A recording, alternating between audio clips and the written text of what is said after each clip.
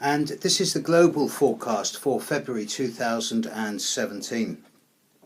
On the surface, it seems as if there's not a lot of change going on, not on the day-by-day level, although quite a few of you, I'm sure, would disagree. I mean, this month, what's happening? The only planets changing sign are the small ones. I mean, Venus moves into Aries on the 3rd of this month, of February. Mercury moves into Aquarius on the 7th and then leaves and moves into Pisces on the 25th. The Sun will move into Pisces on the 18th. None of this is a big deal. There are no new major big planetary aspects happening in the sky. But look slightly underneath the surface. Jupiter, Saturn and Uranus are all dancing with each other in a way that is rewriting the world order. Saturn in Sagittarius is really going to town in areas around philosophy, religious tolerance, educational systems and foreign affairs, regardless of what country you're in. Uranus in Aries, now moving forward, is really bringing the rights of the individual into focus. Jupiter in Libra, now going retrograde, or will be going retrograde within a week of this video, is questioning how much we're prepared to share with each other and our neighbours compared to how much we want for ourselves. And the Jupiter-Uranus opposition is really asking us questions. Community versus individuality. The global corporate versus the need of human rights. Add to this the influence of Mars. Mars is in Aries throughout this month. And at the end of this month, very much at the very end of this month, 26th, 27th, 28th of February, Mars in the sky will conjunct Uranus and oppose Jupiter within 24 hours of each other. Mars conjunct Uranus conjunct Eris, planet of discord, of revolution in Aries, opposite Jupiter. It really speaks of sudden upturns in confrontation, arguments and disagreements. It speaks of sudden situations escalating out of the blue.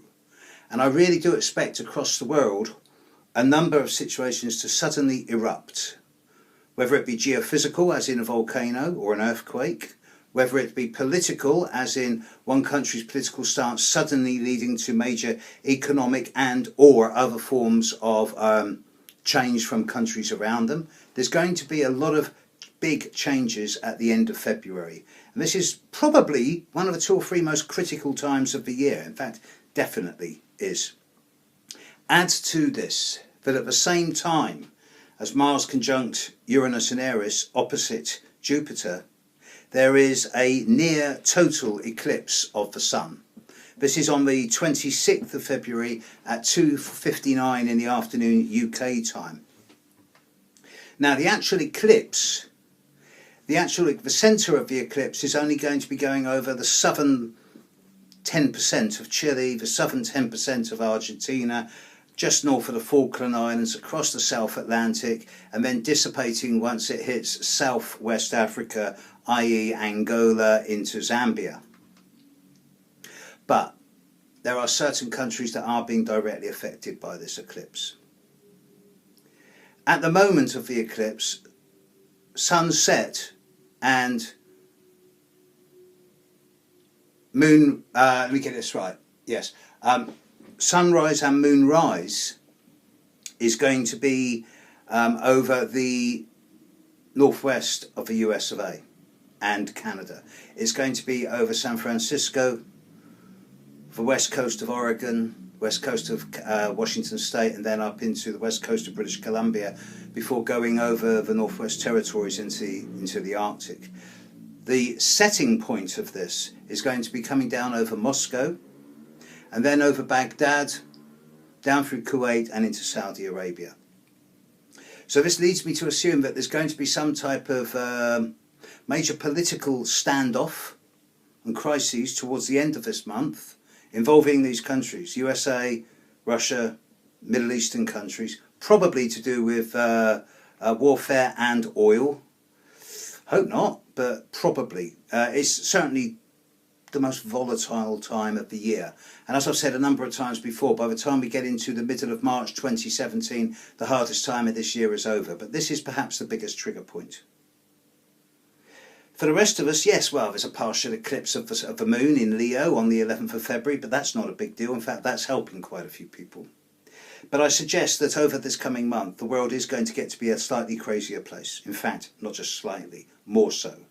And that it's going to be teetering a little bit out of control, veering into what I call dangerous territory.